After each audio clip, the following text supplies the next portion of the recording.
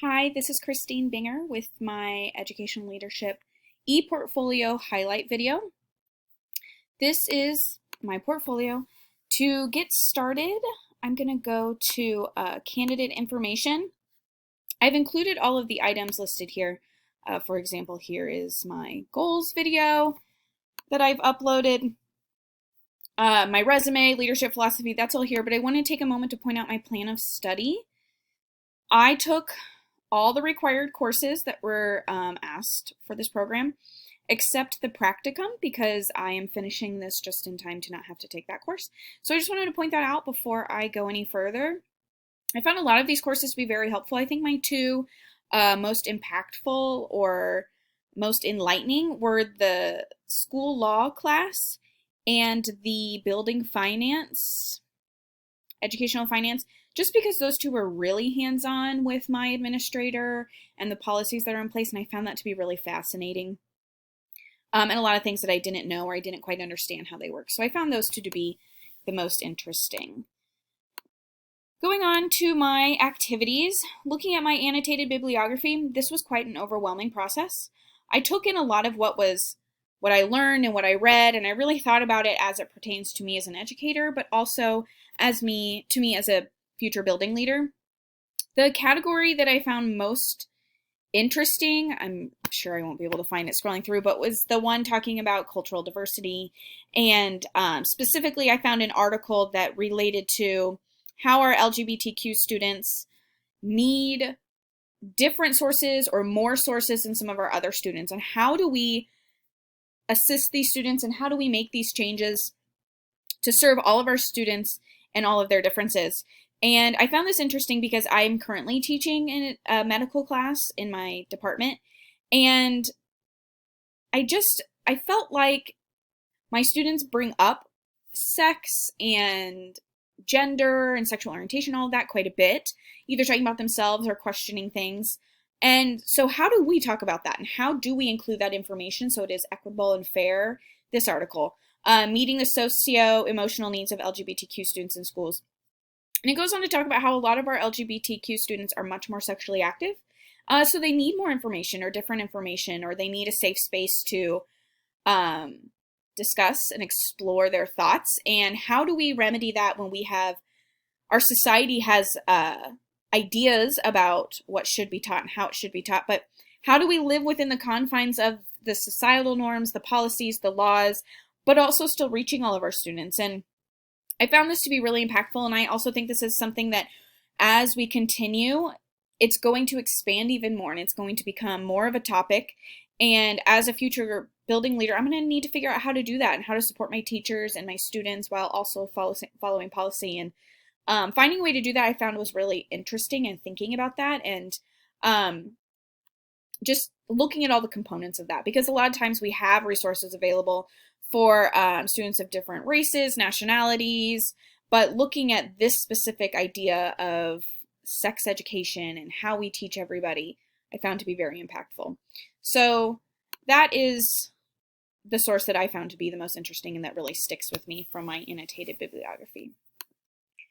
My activity log, everything has been logged here. Let me try to scroll down. Some items have much more hours than others. For example, this one has 12 hours because of the amount of research that went into it, and the amount of time and effort. Another one was the activities funds. Again, the building finance was one of my most intriguing classes. I spent a lot of time with my administrator and my bookkeeper to really understand the ins and outs, how things work, where money comes from, what the laws say. And so taking the time to sit down with them over multiple weeks was really informative and really helpful. So some of them have quite a few hours, but that's because a lot of time was dedicated to those specific classes. Looking at my component tracker, I found that the area that I have the most from, which indicates to me that I am most drawn to that one and most intrigued by that one off the bat, is the equity, inclusiveness, and cultural responsiveness. I got the most of my sources probably from there. This isn't surprising thinking about it. I want people to feel happy and accepted and supported.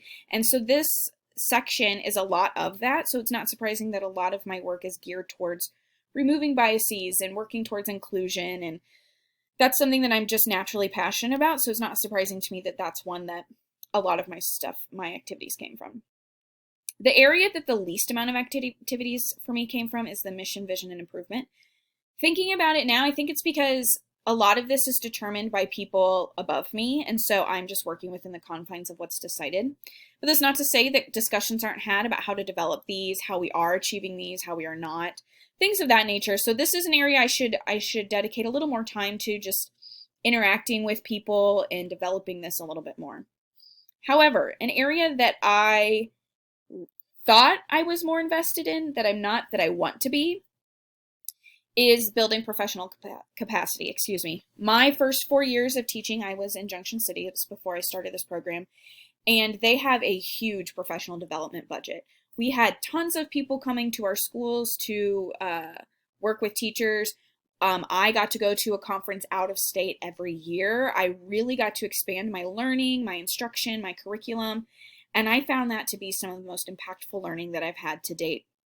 And so I think as a future building leader, how can I give teachers the same thing I got and they find value in it? And finding ways to design and cultivate and create and provide these resources, how can I do that? And that's something that moving forward, I want to look at. I want to look at these opportunities for myself, for my coworkers, that can continue on and on. Obviously, COVID has prevented some of that. But other than that, what can I do moving forward, and what can I offer, and how can I build in professional capacity is something that I really want to work on. Looking at my district level activities, I got quite a few activities. A lot of these center around, for example, this one looks at how my school district's state scores compare to other school districts, and what we can do to improve, how we can improve our scores, how we can do better in our curriculum, which that was interesting. I hadn't really taken the time to consider other districts. I mean, we always compare like, oh, they got summer school or they got, snow day or whatever, but I'm not looking at the data part of it, which was interesting. Another one that I found the most impactful, so these are all the ones I did, but the other one I found to be valuable was the understanding my community, how we can involve families and community members, especially leaning towards a more student-centered curriculum where they're getting hands-on experiences, and we probably need to be promoting more trades. And how can the community as a whole become part of our school, and how can our school become part of our community, I think are very impactful, especially for our underserved populations, and giving them access and resources for everything that they may want. Elementary is not my repertoire, so that's not my primary one, but looking at ways to be an effective leader. And then the next one is creating inclusive language, and how we teach that to our students to our younger students is one that I find important. Inclusive language changes place to place. Some things kids say at home, they don't say at school, or vice versa. So starting young and talking about how you speak to somebody that might have a learning difference or a visual difference, or just simply even a SPED student versus a student who is in the SPED department. Like something like that can really change, and starting that when they're young and teaching it to students in a way that works for them and makes sense for them is impactful, and it has lifelong learning opportunities with it. My secondary work, this is where most of my work came from. Like I said, got to work with my building administrator and bookkeeper to really understand the